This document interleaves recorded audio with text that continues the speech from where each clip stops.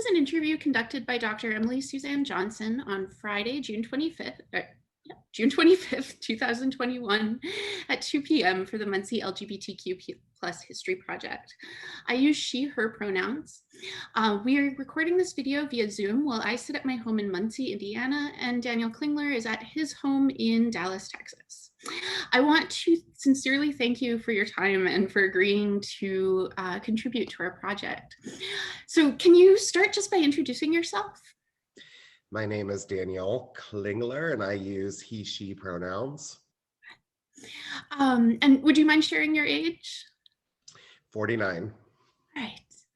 And so, as you know, we are collecting histories about members of the LGBTQ plus community. So do you mind sharing how you identify? I identify as gay. Okay. And have you always identified that way? Yes. And now more recently, I'm identifying as gay non-binary. Okay. And do you mind if I ask what brought about that realization for you? It's interesting, especially at my age. There was a time where we did a lot of this sort of work in the LGBT community and really sort of claiming those words and letters for ourselves.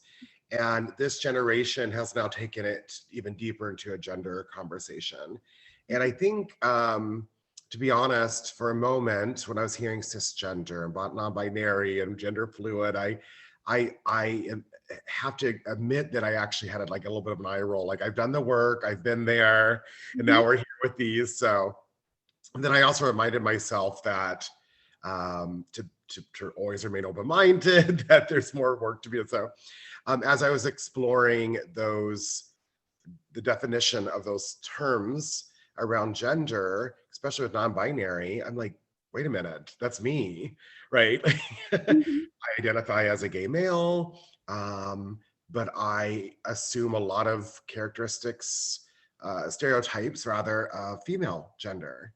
And if I was allowed to have been myself more fully realized, any expectations, I would be in pants and a heel, just right. Because I may wear a little makeup, I might, so my industries I've chosen to be in are more stereotypically female. My interests have been more stereotypically female gender, so. What industries do you work in or have you worked in? My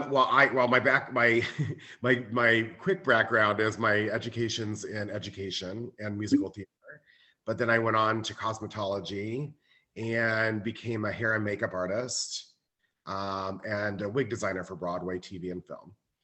Cool. So, but I also love decorating. I love floral arranging. I love cooking, so, which I think oftentimes people would always say you're a domestic diva. And there's always an implication of the cis female gender. I think that's applied to that. And I think that's what I love about what's happening with our current generation. They're sort of turning gender inside out and saying, you can't define me. And so now I'm proud to say I'm non-binary.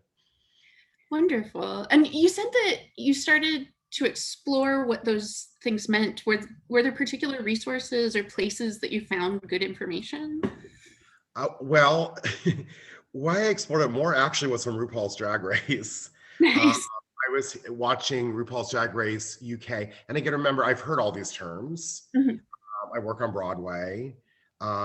We've talked about asking about pronouns, and not to be dismissive, but there's a part of me, it's like, I'm he, I'm fine, I'm comfortable with myself. I like many aspects of my physical, makeup.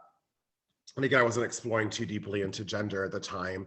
And then I had some folks on Broadway that identified as they, them, and we had some more meaningful conversations.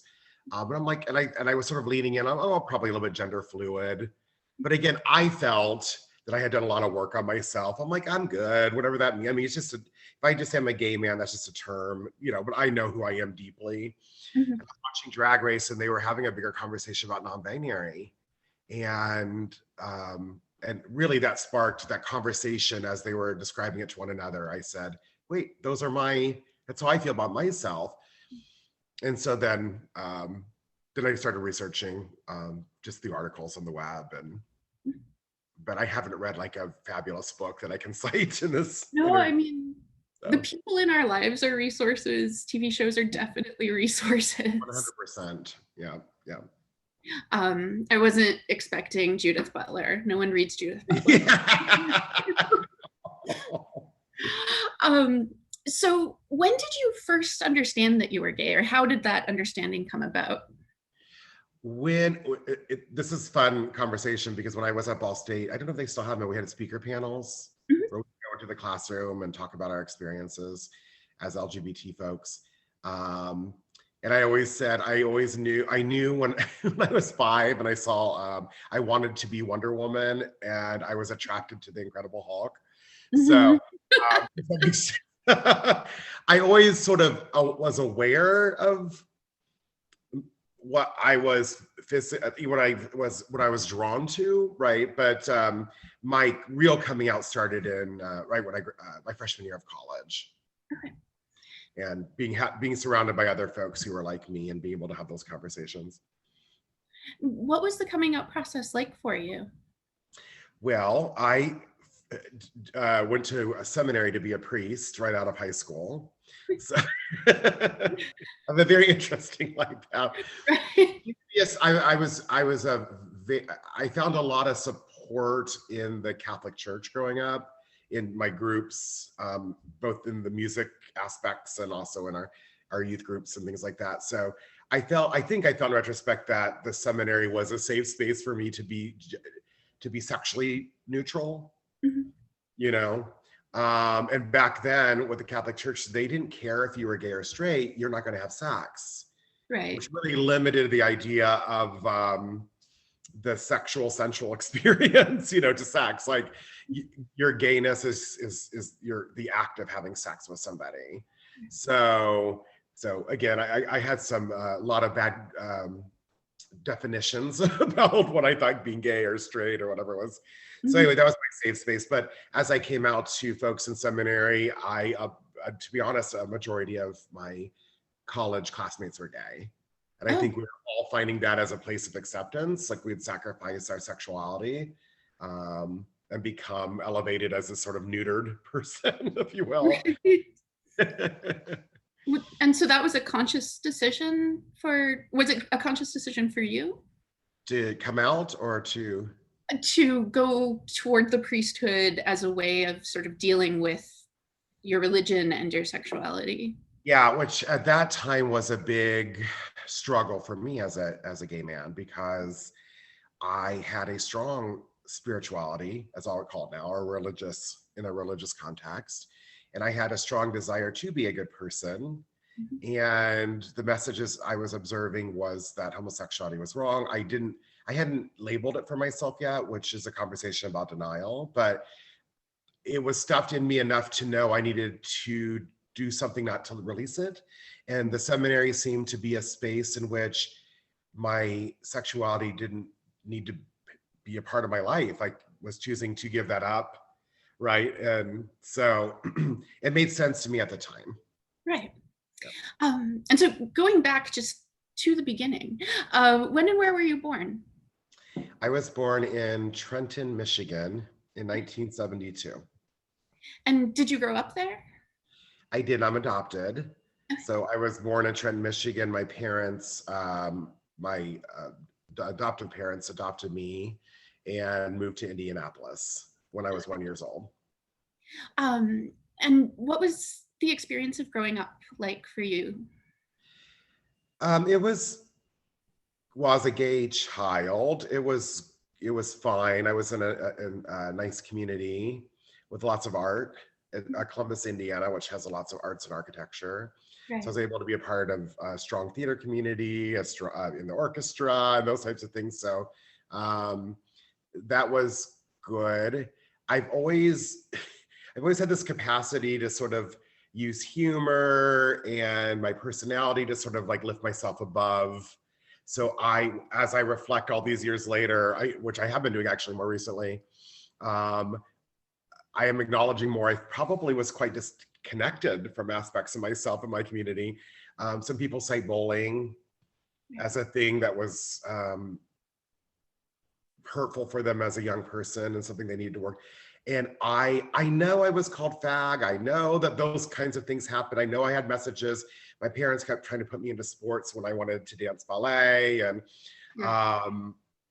And so, but for some reason I was able to compartmentalize and kind of just find joy above it to some extent. So my childhood wasn't horrible from that perspective. My family's been always very open. They're foster parents, bringing all sorts of children in. In terms of my coming out with my family, the minute I came out, they're like, we know, we've just been waiting for you to tell us. So that aspect of my family has been very supportive. I've never felt, you know, that I wasn't loved for being gay. And were your parents religious as well? They're both Catholic.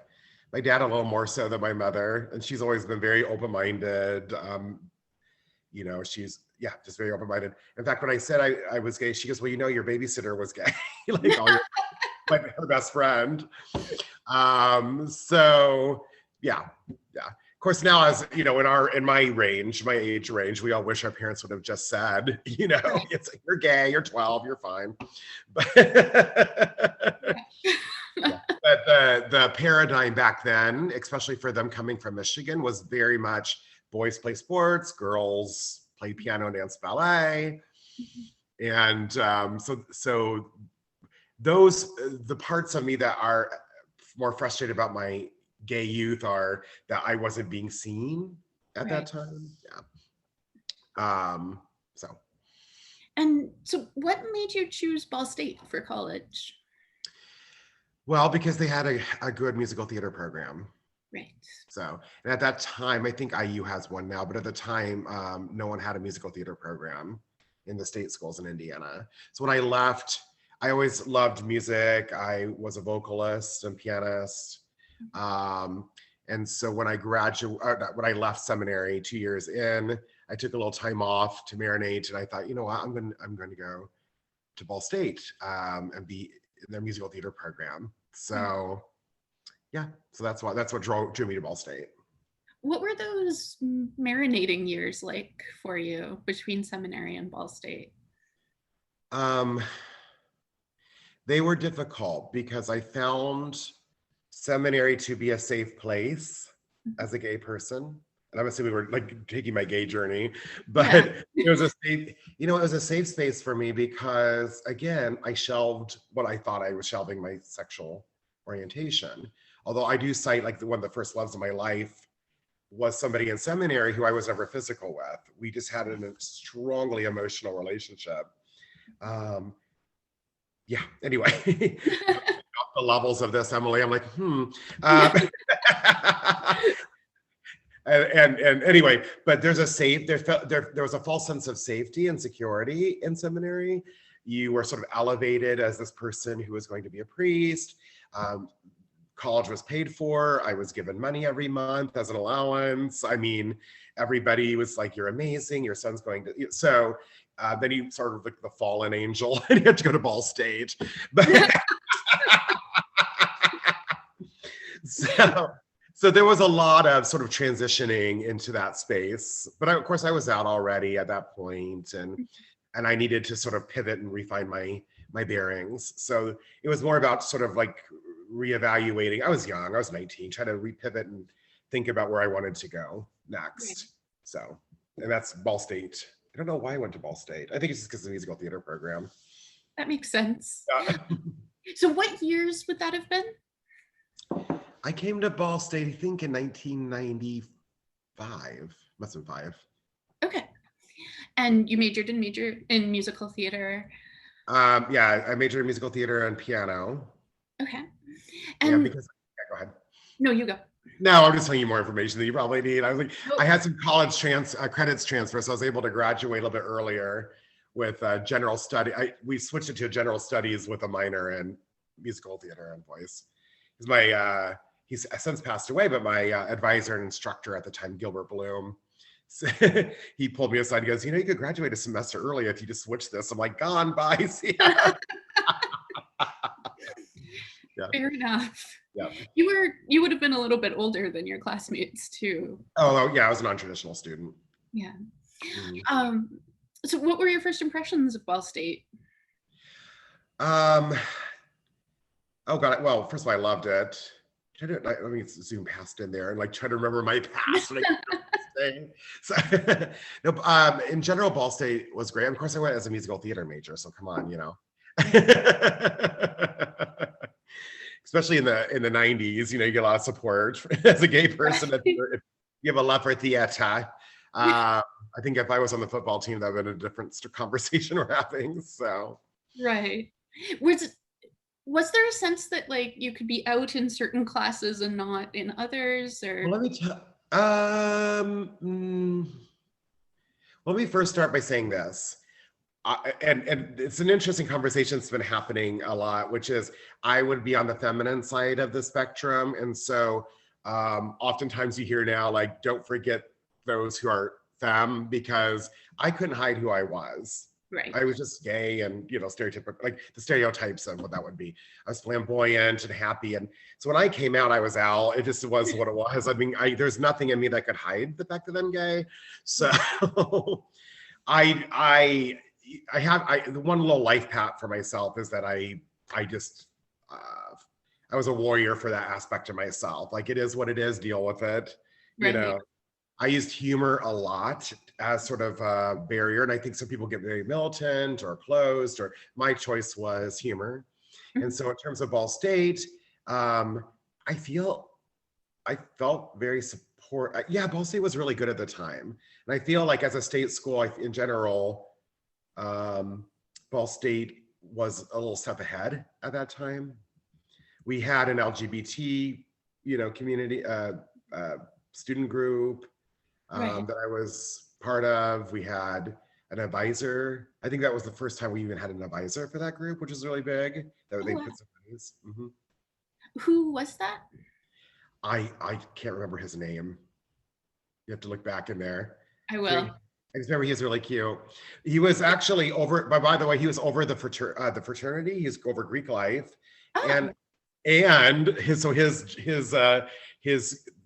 assignments were Greek life and spectrum. Were his assignment, which I thought was hilarious. So, I'm trying to imagine his life now. well, he was gay and wasn't in fraternity. So, so I think maybe he brought those two things. I don't know. But anyway, it's just fun. So. What do you think accounted for that? Like, why would Ball State of all places be a step ahead? Let me see. That's a good question. Well, I mean, I guess start with this. Universities always are most universities, especially state schools, are always a few steps ahead of everybody else.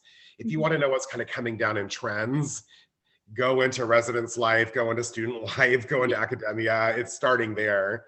And that's where we have a melting pot of all the fabulous people, and they start, like, you know, questioning and researching and doing the work. So that's one of the reasons. That makes sense. Yeah, I don't know. I mean, Ball State's always had a strong multicultural program. I don't know if it was because they were labeled a party school back in the 80s, or maybe they're just like a little more accepting or a little more. So I'm sure just leaders within the organization. I think John Worthen at the time. Oh, I knew John Worthen, Dr. Worthen. Has he passed? Is he still alive? I think he's still alive. He's retired for sure. He was always very supportive. I felt a lot of support from administration at the time. But I also think Ball State has a very strong student life program, you know, a master's and doctoral work in education administration, which is my master's. Right. And so I think we were just a little like, we had some thought leaders in there, and we were just a few steps ahead of the game. And so I know you were in Spectrum even before it was Spectrum. Yes. Can you tell me more about that? Well, that was a fun time. I think it was like 97. I was the president of Spectrum at the time. And at that time, we were called LGBTQA or SA. And it was very long. Everybody was just like, what's your acronym? What are you again? LGBTQA. And I remember like I was the president, and like I guess the council, we were sitting around one day talking, and they're like, "This name's ridiculous," and I said, "Well, we have to be inclusive." And so we started talking about why, like, is there another name for it? Like, you can't like say we're just the gay lesbian. That's, I think it's how it started, the gay lesbian, and then went to LGB, and then LGBT. You know how it works. Yeah. So we said, I said, well, we could call it the Rainbow Group, and I said, well, that doesn't sound very sophisticated. And I said, well, how is a rainbow made? And they're like, through a prism. So for a minute, we thought prism would be a good one. And I said, but through a prism comes a spectrum, which is a rainbow. So I said, and all those colors make all, represent all the different colors of inclusivity. So, so we voted and, officially renamed ourselves Spectrum at the time, which was really exciting. It saves you from having to add more letters. We're just the spectrum. Like, you can put yourself in there. At the time too, allies, there was, I remember at that time period, the T was a little controversial. The A was controversial. We appreciated allies, but this, one of my very dear friends who was getting her degree in social work, I talked her into becoming on the to be elected on as an ally, and she had some conflict because she didn't want to take a spot from somebody who was LGBT. And I said, allies are just as important. I always knew they were. So, Can you say more about the controversy? Were there members who didn't feel that way? I think people felt that, I feel like the transgendered T at the time felt like a transition. And so I didn't feel this way, but I think sort of at the time people felt like the LGB community was an island that they could pass on the way to through their transition. Right. And we just weren't, let's be honest, we just weren't sophisticated enough at the time, We were fighting for the B and the L, or no, for the L and the G. So we've come a long way in like 30 years, so. Oh, absolutely. And that's definitely not a story about just Spectrum. That is, the whole community was struggling with that. And I don't think at the time I knew anybody who was trans, who was at least admitting that they were trans at the time. It was just these sort of, unfortunately, juvenile discussions between young gay people, who are trying to understand the T, and trying to, like, I'm having problems explaining the G, and now I have to speak for another part of the spectrum. So, so those were conversations. It wasn't until I went into my master's program at Ball State that I was able, on a national level, to get plugged in. But during my bachelor's, at the time that I was in there, that some of the things that was the first time, I think I told you that, the first time we had a drag ball at Ball State that we created, which, by the way, now is very exciting to see that it's expanded and it's huge. And I think it was just in the student center. I don't remember where we put it. I was one of the hosts. Anyway, but that was our first drag ball, and we had student money. So we had our office early around that time. We were getting student money. I was elected to student council as an openly gay man. President Worthen invited me to be a part of what, I don't know if they still do, it's called the President's Roundtable Task Force, where it's all the vice presidents of the different departments and deans and like 10 student leaders.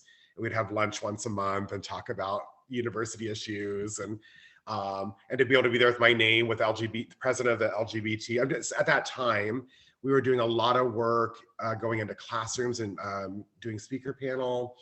I helped to create the Safe Space program with another student at Kent State University. So we were doing that. Ball State embraced that. So we had a lot of professors that were part of that program. We do a lot of training, and they would have their safe space signs up. And so we were doing a lot of good work at the time. A lot of big stuff happening. There's so much there that I want to follow up on. Can you tell me more about the first drag ball? Oh gosh. Well, I mean, apologies to the drag community. It was a little rough, but I remember being a drag queen. What do I remember about that? If well, first of all, I don't feel like we ever had any resistance. Just a side note, I don't, I don't remember ever having any resistance at Ball State. In the quad between, is it Pruitt Hall and the light? It's where's Pruitt Hall and the theater complex, and there's a space there. I know you have more spaces now, but that was a big square. That's a place where people would hang out. Right. And every day there were people there preaching about homosexuality as a sin. Okay. Every single day. And you just like walk by and either fight with them or go, but that was constantly happening around the campus. So, so I'm trying to go back in and see, like, sort of feel, I don't remember there being a resistance from that perspective, but I don't remember it being very big. I remember it being a little, just drag ball, maybe 100, 200 students at the time. Who performed? Good question. Gary Nelson, me, some folks from the Ball State community, some drag queens from like the Mark III. Okay. It's been a long time. I don't remember all the details. So a mix of people who had done this before and people who were for the first time. Oh yeah, at that time it was folks who were just like playing with drag. Like hadn't done drag before either. So I guess we were all just creating our little numbers and having fun. And we had some folks who had done drag a little more in the Muncie community who came in. But I think it was like a student drag show. Right. So we had some drag kings, some drag queens. We just had a student drag show. It's not like anything like what it is now, just so you know, cheap wigs, you borrowed your girlfriend's prom dress, I mean, whatever, you make it happen. Absolutely. Instagram and RuPaul have really raised the expectation. Yeah, it's a whole nother level right now. The people who were preaching against homosexuality, were they students? Do you know where they were coming from? Well, I don't think so, but no, they weren't students. I don't think they were students. There was a group on campus, and Emily, something that happens when you turn almost 50, your brain doesn't, I have a lot of life in here and I can't remember everything. There was a student group through a church, I forget the name of them, but they're very conservative. So I think they sponsored these ministers coming through, and they would just sort of be there. And it's so many years have passed, and I think we're so much more evolved. I remember my first AIDS walks, my first being at campus. Like, I'd have to walk through a block line on both sides of homosexuality is a sin and God hates fags, just to get into an AIDS walk or get into a Pride festival.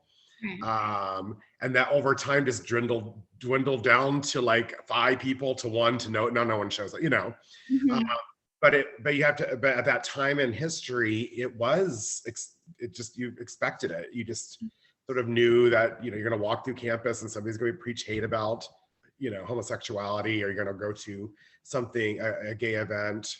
But because we were a college campus, I don't feel like we had protests, right?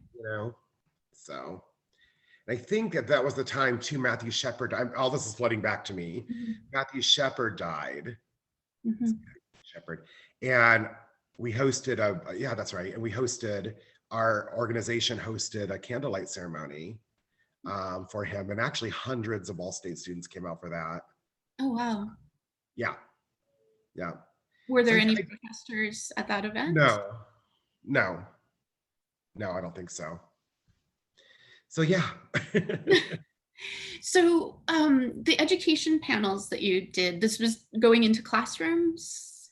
Yeah, a lot of, especially social, if I remember correctly. I don't remember the professors at the time. But anyway, I think it was through social work. But so what happened is we had what's called speaker panel program, and instructors would email us or contact us and say, hey, would you guys come in and do a speaker panel for my class? We're talking about social justice. We're talking about the history of, we're talking for whatever, for women's studies, I think there's a lot of social work to have these conversations. And again, at the time, the biggest thing, as we know, against the gay community is religion, clearly. And I never let go. I'm really stubborn. I never let go. I'm like, listen, if I believe in God at the time, if I believe in, whatever, because when I left seminary, I started going to all these different churches and just it's expanding myself out to say, wait a minute, God lives everywhere. Doesn't, but then, so you have someone like myself who's stubborn saying, you can't take away anything from me. And I could take away my religious beliefs or my spirituality. My God is mine. You don't get up for her because God's non-binary. And but I would see a lot of people who are so hurt by their churches that they just were like, well, God doesn't love me. So it's just, they had compartmentalized whatever spirituality was for them. And I think I sort of took it on to understand, like, what does this mean? Well, at the time, my mother was at Ball State. My mother gave me this article that cited the 7 verses of the Bible that talk about homosexuality. And she said, I'm giving this to you because this is what's going to be used against you. And I challenge you to be prepared.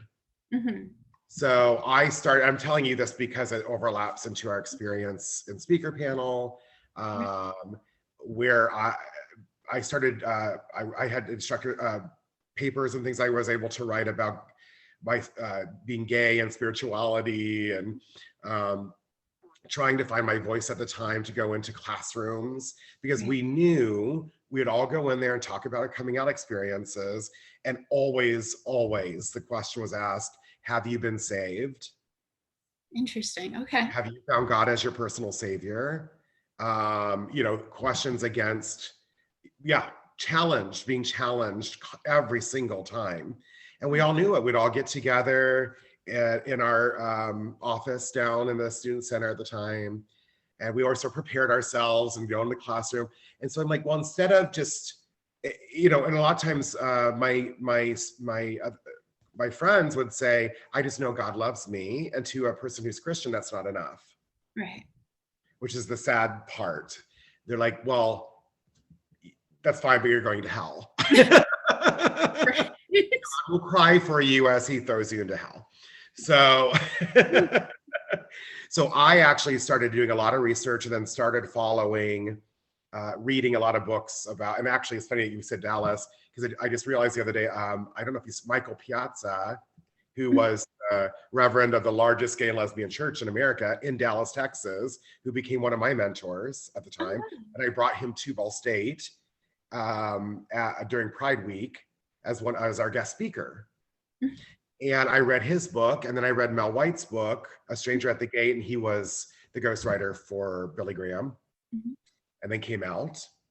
And they both became mentors at the time for me. I did a lot of work on understanding these verses, where they came from, the background. At the time, I also went to an apostolic Pentecostal church, which was mostly Black in Muncie. And why? Because I love the music. And at that time was saved and spoke in tongues. And I really dove in there. So as a gay person, I could come in and say, when I was asked, are you saved? I'm like, yes, I am. I speak in tongues. I have a revelation. You know what I mean? Like, I study the Bible so much that I could come in and say, you're a woman. You have 300 verses of the Bible that say you should have your head covered. You should be wearing a dress. You should stay at home. You should talk to me. I said, regardless of what you think about my orientation, I'm a man and you're a woman. Is that fair? Just in debate, biblical debate. These are the conversations we would have in classrooms. And the teachers loved it. It was a healthy debate. I mean, I would be very clear and I would try to do it through love. And P.S., my spiritual beliefs have evolved even beyond that at this point. But at the time, I'm like, how is it that you are using this weapon? And why I'm sharing this in the history of the LGBT community, especially in this time as we were just about to blossom out more as a state country, because we didn't have social media, we didn't have Grindr and all, I mean, you had to go talk to people if you wanted a date,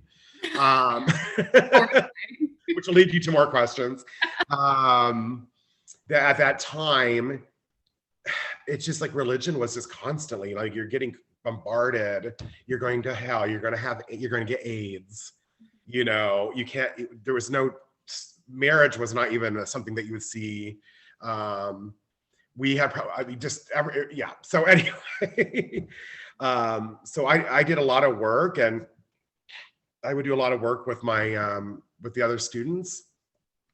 We created a Bible group for gay people at the time. I'm remembering all this now because I just said, listen, if you believe in God and want to embrace God, God loves you.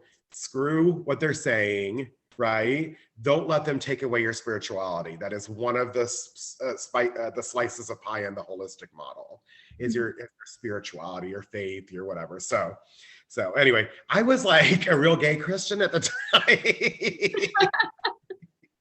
But you needed to be, because you're just like, you just put on this cloak of preparedness every day as a gay person. You just did. And so for me, it was just, I couldn't hide it. So it was, and you would have fraternity people who would treat you a certain way. You would have,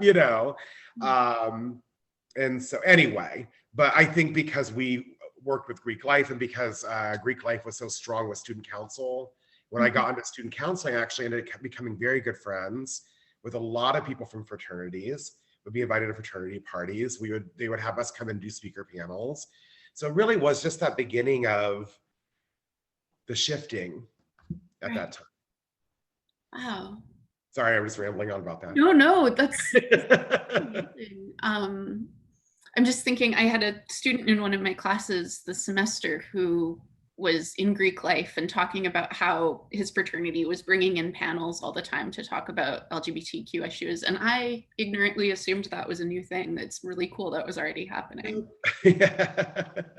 Something about when you're in Greek life, especially at that point, was just about respect. There were friends of mine who were gay who were Greek, and the thing was, if you had rushed as a gay person, openly gay person, you would not get in.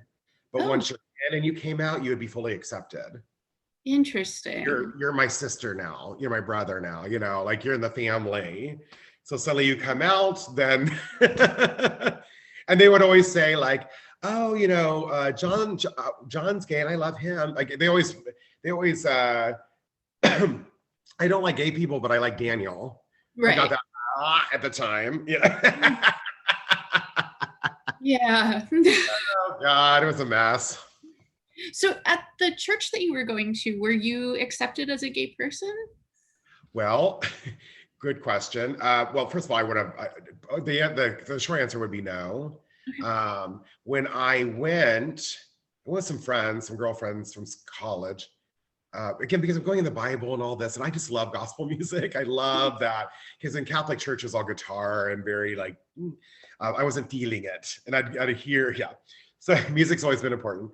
And I talked to the pastor, and we went to church, we loved it. I said, I had a private meeting with him and said, I'm gay. And he was like, that's fine. So I was like, oh, okay.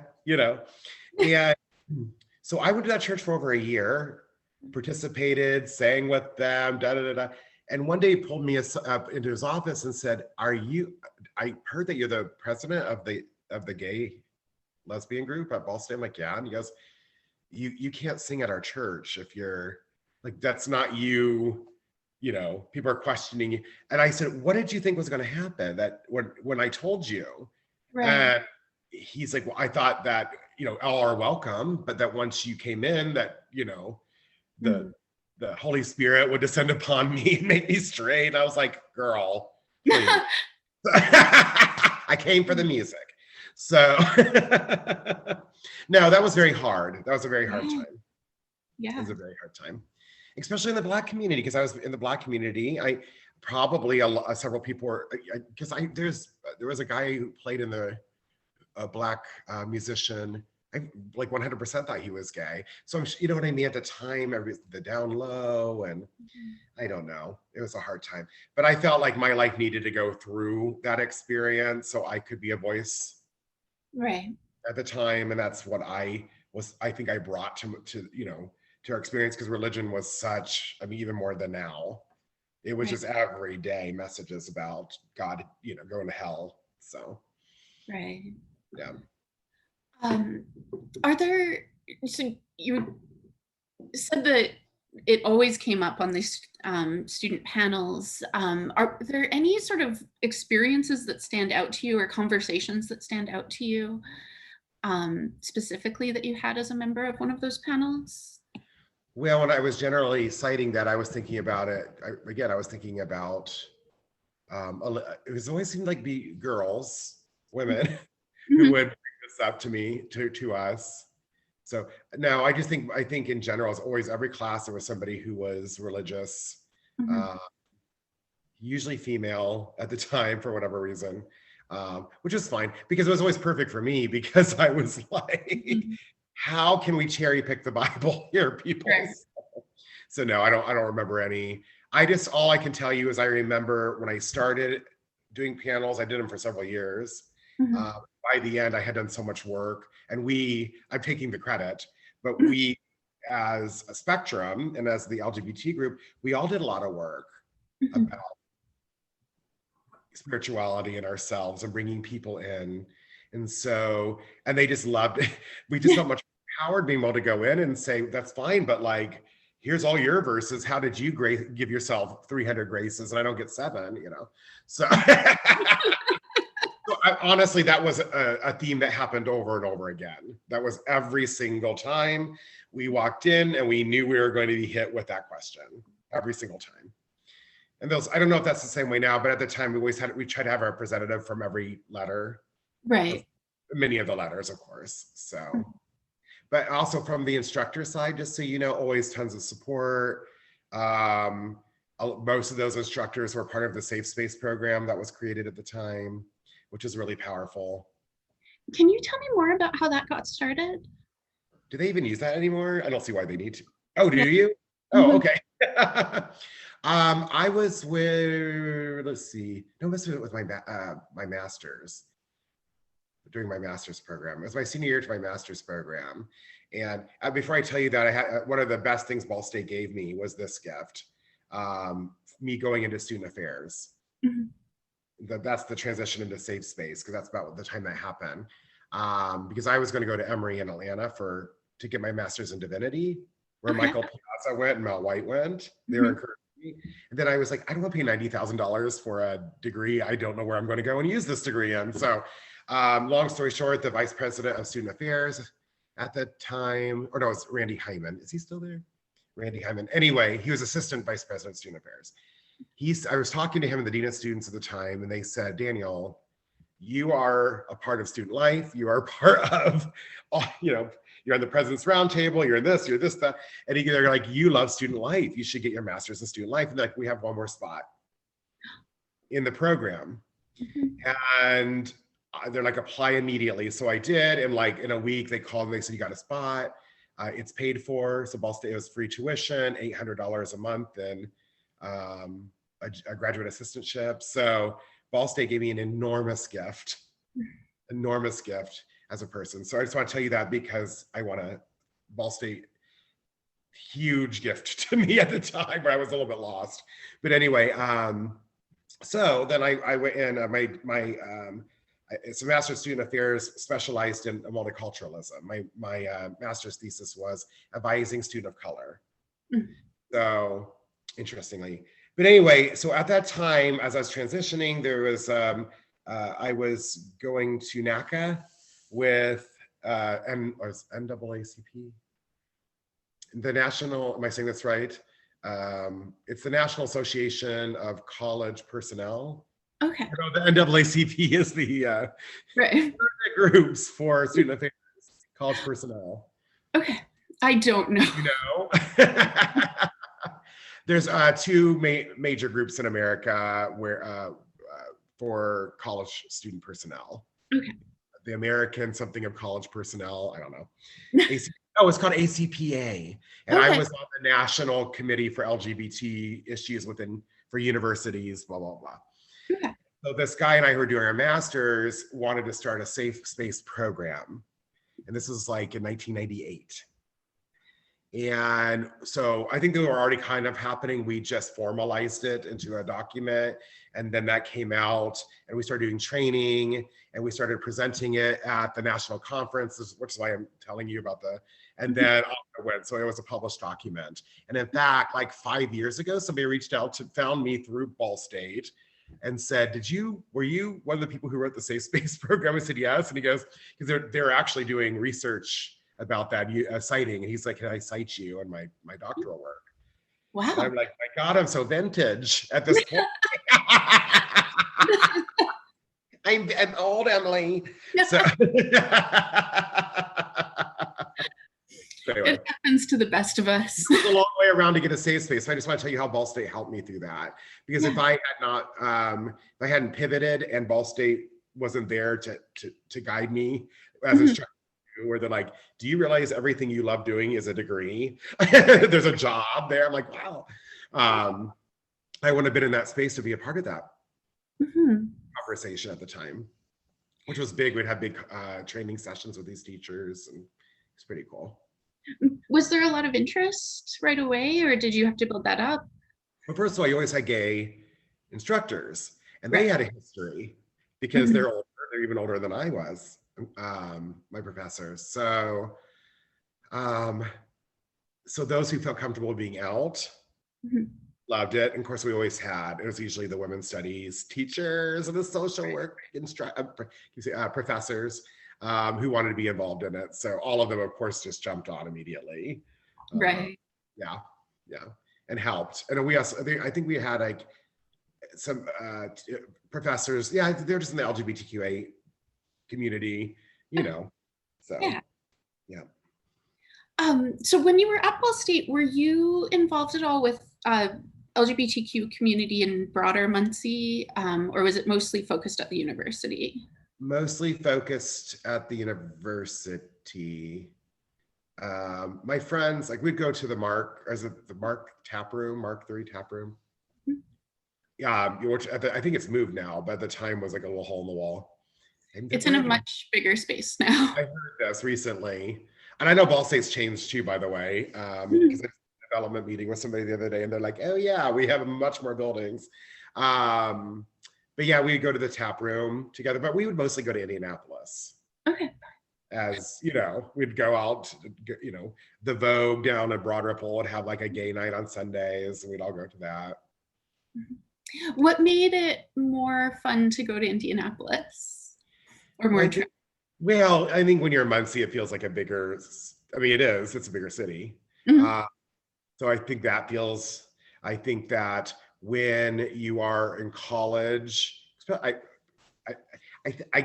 think students now are much more integrated than they were back then, but all the gay, you know, students that wanted to be like would all find each other. And so we had a nice, you know, strong group. So when you would be able to leave and go to Indianapolis, you're stepping away from like all the same faces you're seeing every day. And again, remember, we didn't have social media and apps. So if you wanted to try to find a date, you needed to go somewhere else. And you always had to go to the bars, you know, because there were people now, young people now always ask, they're like, Daniel, what did you do without Grindr? And I said, theater was my Grindr. You just get cast in a show, walk in, you know. Well, but I mean, at the time there was no, you know, that's how you had to do it back in the day. I think AOL was just happening when I was in school. That was just, the internet was just inter school email. It was like I think my account was a bsu.edu or account, and you could only just talk to each other in the computer lab. Right. So that was a way of kind of connecting. Be like, do you like me? You know? But the internet started, or I'm saying Gmail. What else do you call that? Email. Email started out at colleges. You know that, Emily? Pardon? Did you know that email started like in college, just in college campuses first? I did, yeah. And Facebook too. Yes. Yeah, Harvard. Yeah. But that's how we did it back in the olden days. We go down to the computer lab late at night and email the guys we thought were cute. I feel like telling people about pre-internet things, like most of the time they think that you're just making it up. Like, how did you decide where to meet? Like, well, we would have to decide and then meet exactly there. Like, you had to print a map out, a map quest. Yeah. Exactly. I tell the students, I said, oh gosh, I said, you guys, everything closed on the weekends. The bank, everything. Like there's no 7 days a week back then. So you got to go to the bank by 5 o'clock, take out whatever little money you have. ATMs were specific to banks, they weren't connected. And you could oftentimes get a $20 bill out of an account you only had $5 in. So, are you old enough to remember all this? I am, yeah. Oh, you're so young. I know. I'm like, oh, she's 20. She doesn't know anything. I look a lot younger than I am, and it's a huge problem. No, it's not a problem at all. Well, first day of school when I'm like, hello, I'm the professor, and people are like, and I'm 60 now. I just look amazing. I sold my soul to the devil. I got Death became Emily. So how long did you stay in Muncie after graduating? Oh, I left immediately. Well, not that. By the way, I actually loved being at Ball State. I really, truly did. I love university camp. I love the res life experience, although I have an apartment. I lived with 4 girls for a couple of 4 or 5 sorority girls and me. So. And always felt, just so you know, for the record, for the history books, always thought it was very unfair. I've always loved relationships with women, with women, and always felt very, very jealous as a young, like I always wanted to be a part of that, which was more, that's again part of my non-binary conversation now. You were not let into those tight-knit female groups at the time, and I was, and so anyway, but then I lived with 5 sorority girls, so I got my fix. No, when I graduated from Ball State, my first job was at the University of Wisconsin-Milwaukee as assistant director of student life. Okay. So I moved to Milwaukee right after Ball State. All right. And then I know eventually you made it to New York and Dallas. What was the sort of journey there? Well, the quick version is I graduated my master's, started my doctoral work in education administration at Cardinal Stritch in Milwaukee, and student life, where I directed the vagina monologues for 3 years. I want that noted.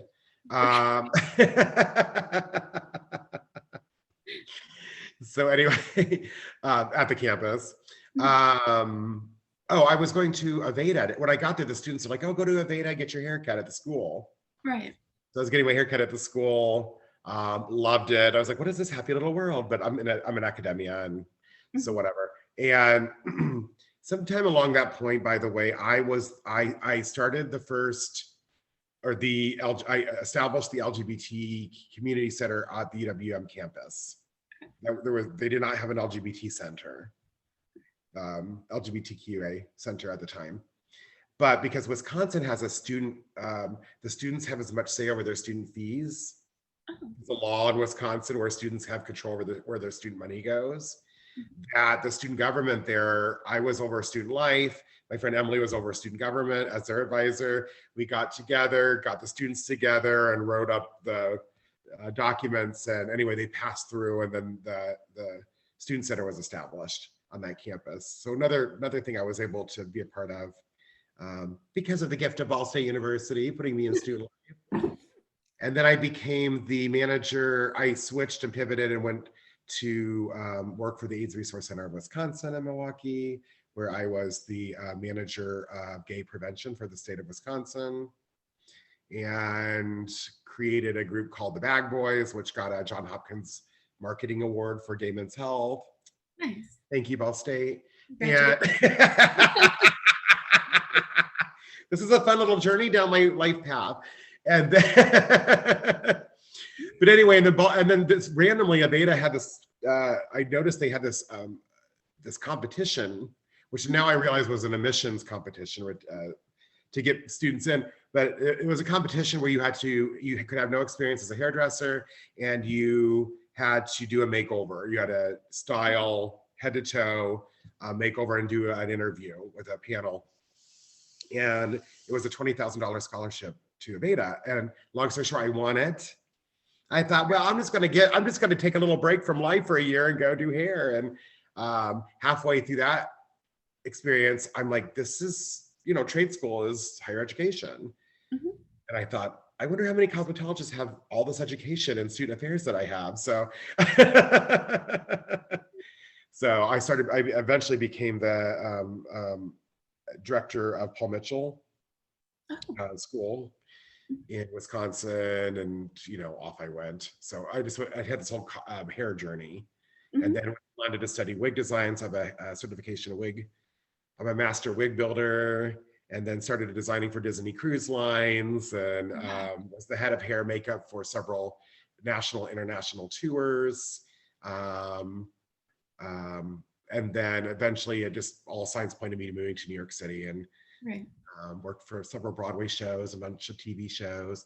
Oh, full circle moment, Miss Emily, for our story here. One of the shows I worked on was FX Pose, Mhm. and I was on the hair team for Pose season 2.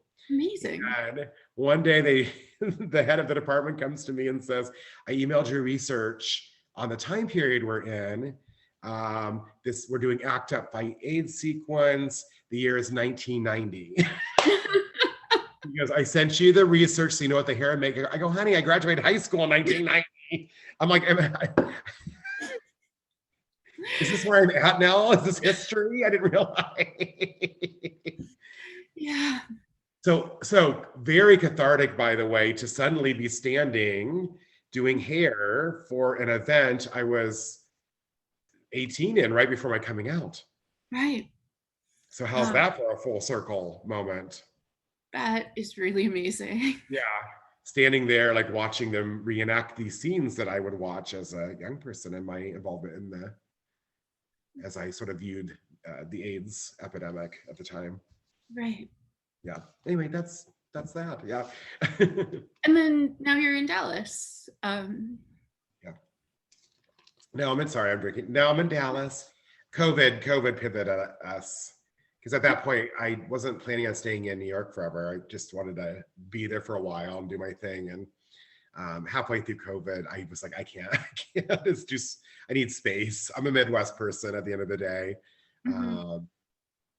And so my husband works for a tech company, and his team is primarily here in Dallas, and we had never been to Dallas. So I said, why don't we go down safely and just check out Dallas, like an Airbnb, and just see if it's a place. And we came back from that trip buying a house. We're like, let's go. We'll just move to Dallas. So I came here for space. Now I'm the director of education for an advanced makeup academy here called El Makeup Institute. Oh, wow.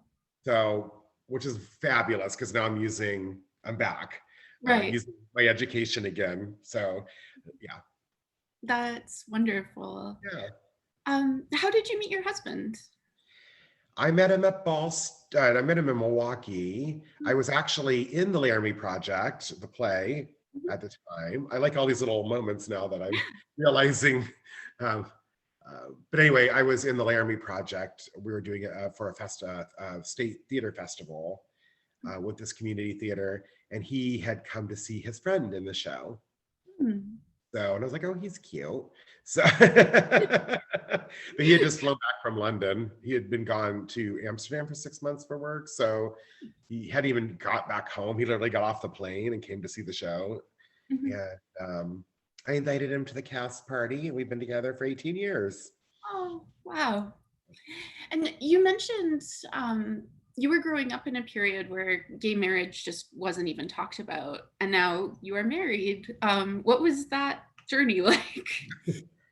Um, well, again, as a non-binary person, I always knew I would have a wedding. I didn't care if it was legal or not, Right. because when I was a little girl, that's what I dreamed about. Mhm. Um, and listen, I was doing my friends' hair and makeup at that point for their weddings and making flower arrangements. And I was, so in 2006, we actually did have a wedding ceremony, or commitment ceremony, as we called it back in the day, kids. Mhm. And we were in a state in Wisconsin at the time that was, I think, the first state that did a domestic partnership registry. So Wisconsin, by the way, kids, was also very Democrat there was a time where Wisconsin was like the Portland of, the Midwest. Still is in Milwaukee. And but anyway, so we had a commitment ceremony in 2006, a big commitment ceremony. Yeah. And then we were one of the first people to get married in Indiana. Oh. So sorry. After having the commitment ceremony, then did you sort of go through the legal steps once it was possible? No, we had the commitment ceremony in 2006. Do you know the date that marriage became legal in Indiana? I don't know Indiana. I know nationally it was 2015. It's almost 2014. 2015. Anyway, so the day it happened in Indiana, as you well know, I'm sure at this point, talking to people, nobody realized it was happening. Not a lot of people. Right. We all just kind of woke up and it was like, it was the news is like overnight, somebody snuck it and it just made its way. And they're like, sure, I passed it. And in fact, our friends who work with Jay, our partners, and we're taking a walk at lunch, having lunch together, and saw that pop up. And they were literally walking by the courthouse at the time. They're like, oh, let's get married. And they walk in and they were the very first people. Wow. to get married. So we ran down. In fact, my car was in the shop at the time and Jay was at work. Anyway, it was a very dramatic day. I had posted on Facebook, I'm like, somebody come get me. And so, and we all went rushing down there, and we were probably when the beginning of the day, just hundreds of people. So we got married twice. Oh, wow. Yeah. Which is a very special day, knowing that was going to be, the governor shut it down. Right. As we all know, and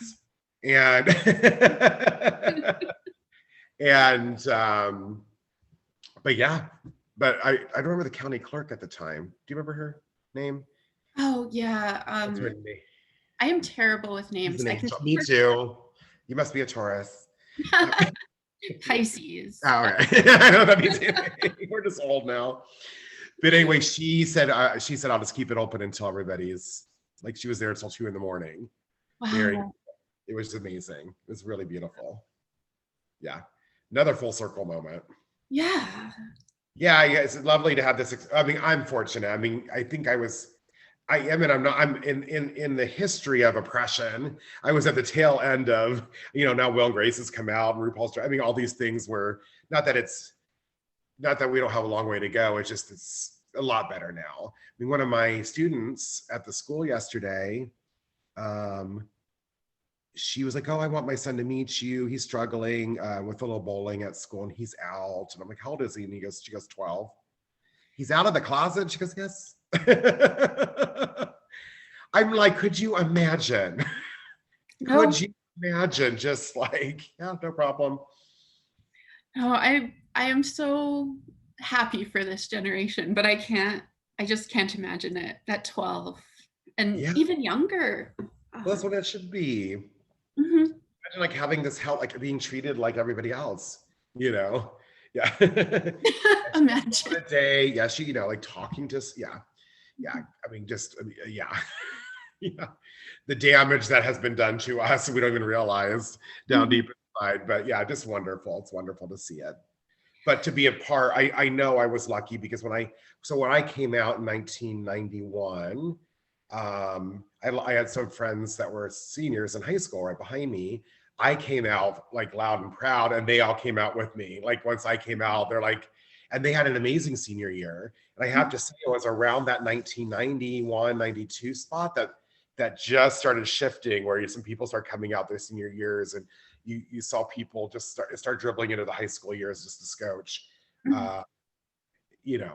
And then of course down the road we're going to see LGBT student groups in high schools, all this, and so I mean, I think I knew one guy who was, I don't think he's ever said he was gay, but you knew he was, and he was not ashamed of himself, and it was hard to watch.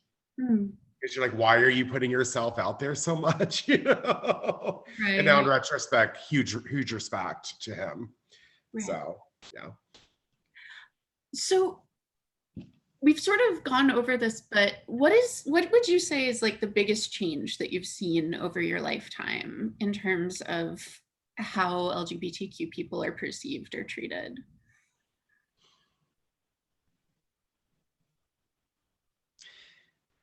I don't think people are afraid. I mean, this. I mean, I don't. This. I think this is the biggest thing, to be honest. I don't think. I think the words LGBT, lesbian, and gay roll off the tongue easier. Mm-hmm. And I hope you hear that as that is enormous. Mm-hmm. It's not.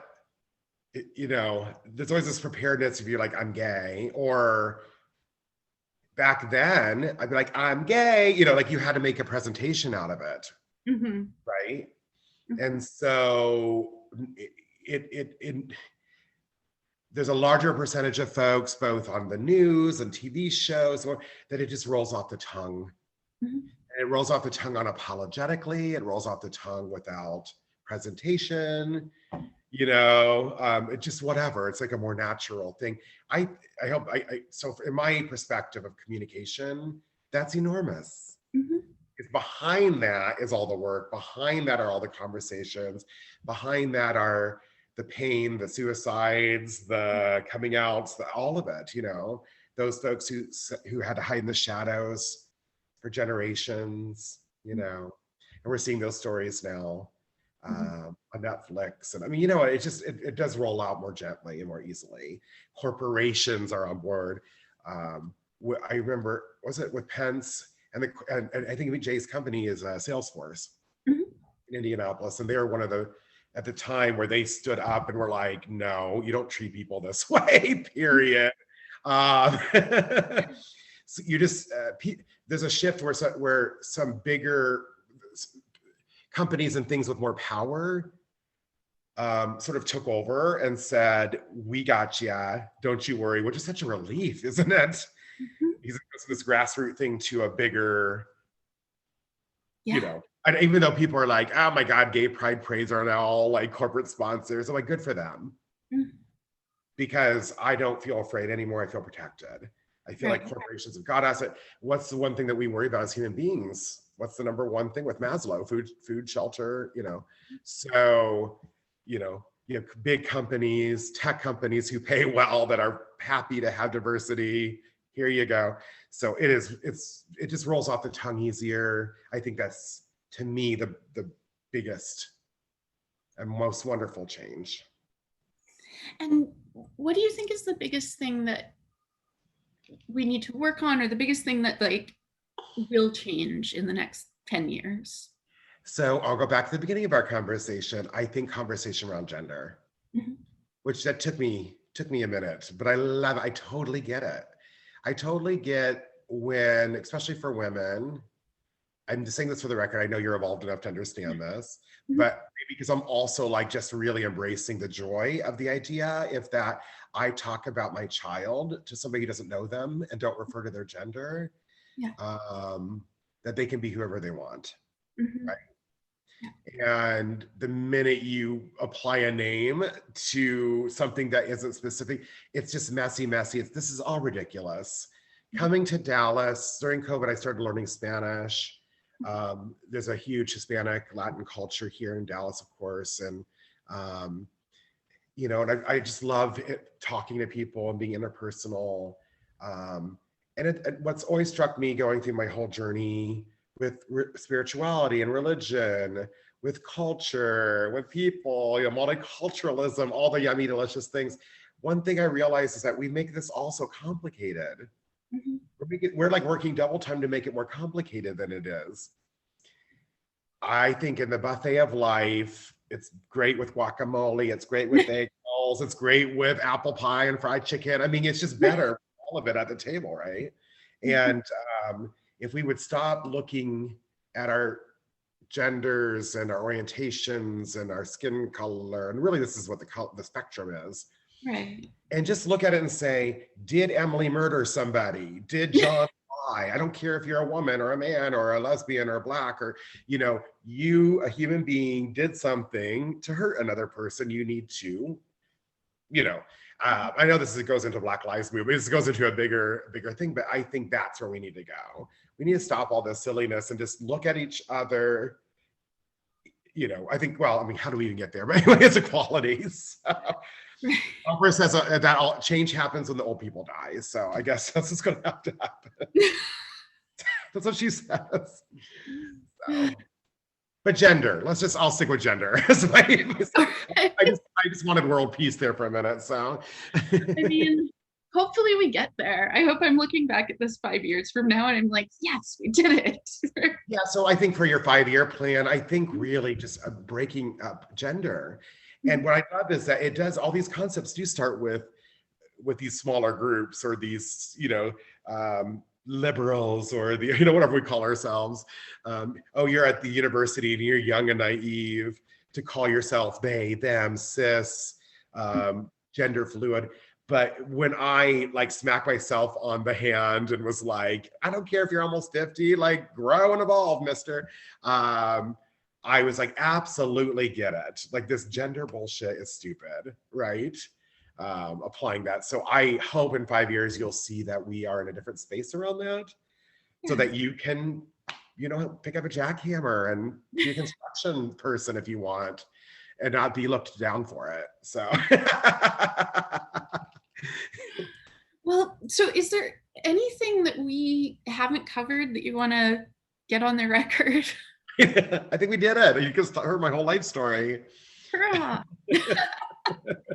And you can answer this either now or I can stop recording, but is there anyone that you can think of that we should talk to that might not be on our radar?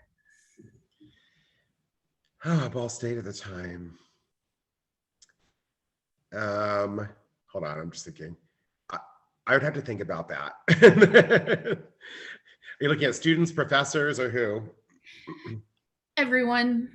We really just, because LGBTQ history is so easily lost and so easily hidden, we really want to just talk to anybody who has anything to say so that we can weave together the most accurate tapestry from that. Yeah. I mean, the folks I knew were the folks I knew at the time, and I'm happy to give you some of those people. The people. Like Sam Watkins. He's in California. He's actually the person who, it was the conversation between him and I that changed the name to Spectrum. Oh, okay. And we were in the group. I think he was our vice president or secretary. Anyway, I still in contact with several of those folks at that time. Tony Waggerman, Gary Nelson, Sam Watkins, Kenyon Clark. Sarah Morris Compton, who was our big straight ally at the time, who now lives in Baltimore, master's in social work. Yeah, how's that? That's perfect. Maybe I'm happy to send you some contact information and you can reach out. So that would be fantastic. Yes. That's how we find people. Yes. All right. Well, thank you so much for participating. This has been an amazing conversation. Thank you. I really appreciate it. And are you, who is this project through? So I'm a history professor and it's just sort of something that I'm doing. I moved to Muncie in 2017 and started going to the Mark, and they celebrated their 50th anniversary in 2018. And I sort of did the math and thought, like, a pre-Stonewall gay bar in Muncie, Indiana. I need to know. Are they the oldest bar in Indiana? Yeah, they're the oldest continuously operating. There were older gay bars, but that were shut down. So they're the oldest one that still operates. And I just thought, as a historian, as a queer person, I need to know more about this, and kind of floated the idea of like, oh, maybe it would be fun to do an oral history project. But I'm working on something else right now. Like, I'll do this in 10 years. And the community just was like, no, you need to do this. Like, you need to do it now. So I guess I'm in charge, but it's really the community that's pushing it. Yeah. That's amazing. It's been really great. I'm a bigger city person. It's not what I expected moving to Muncie. Where are you from? From Edmonton, Alberta, Canada. To Muncie, Indiana. Months. Yeah, it's a big change, but it's cool. Yeah. Oh, yeah, I'm sure. I mean, it is. I loved my time there. So, as a student. I don't know about you as an instructor, but it was a lovely community. Yeah. And I mean, the house prices can't be beat. Oh my God, are you kidding? Yeah. I know, we even from Wisconsin, when we moved back to Indianapolis, in between New York, Wisconsin and New York, I couldn't believe how cheap our house was. I'm like, really? So, Yeah. good thing about Indiana, low taxes. Mm-hmm. So, Yep. Yeah, I've been doing the Zillow thing. I was looking at New York condos and just being like, wow. Wow. so expensive. Well, that was the other thing. We're paying $3,000 a month for a 700 square foot apartment in Manhattan. Right. And I don't, you know what I mean? I'm like, there's a point where, and when you're working on Broadway, you're there 6 days a week. And I loved it, loved it, loved it. But there's just a point where I'm like, you know what, I'm good. Like, Yeah. you're getting to a point where it's more work than it is like I'm in theater. So when COVID hit, I had already thought I was gonna have a couple more years during COVID. I thought, you know what, I'm good. I'm good. I want to, I'm not gonna spend $3,000 a month on an apartment. Like, let's put it towards a house. So Yeah. Yeah. yeah, it's crazy. It's crazy. So, but I'm so glad that you're doing this project. I think it's important, as you well know. I thank you. And I mean, I really appreciate you reaching out. Obviously I can't do it without people wanting to share their story. Well, actually, one of my friends from Ball State, who I went to school with, he saw it and he sent it to me. Oh, cool. He lives in Dallas, and he was over the other day, and he's like, we were reminiscing about our days, and he goes, oh, we were just talking about this and your post came up. Oh. He's like, you should contact Emily, because he's like, you remember so much about our time there. I'm like, okay. You should contact me too. You should. Now you have to push him into it. I will. I'll let David know. Especially because he was a gay, he'll admit this, he's a gay Republican at the time. So, ooh, that's juicy. That is for the history books. Yeah, I definitely want to talk to him. The only good thing Donald Trump did was move him to the Democrat side. Donald Trump did move moderate. I would think so. So, yeah, well, he's more moderate now, but yeah. Anyway, we were laughing about that the other day. I was like, Republican. I'll totally reach out to you. Yeah. Like I said, my first book was about conservative women, and so like fascinated. I'm fascinated by queer history. I'm super fascinated by conservative history. So bringing them together. Oh well, I do you think we have that in common? Like, where I had this fascination with religion and like, because it wasn't just for me. I was just fascinated with how we use something to like hold a group down. Yeah. I mean, as a culture, we decide to do that, and that's fascinating to me.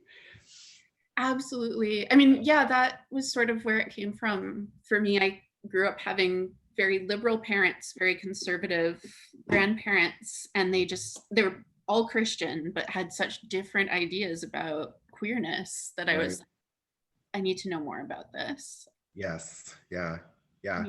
Well, again, at that age, at that time period, for my mother to hand me the Bible verses, which was exceptionally kind of her and generous of her, because I remember reading them. She didn't tell me. She goes, hey, I want you to read these.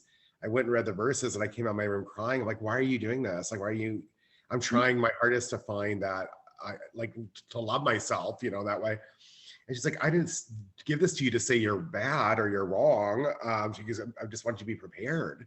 Right. This is what you're walking into. So prepare yourself. I mean, what an enormous gift is that?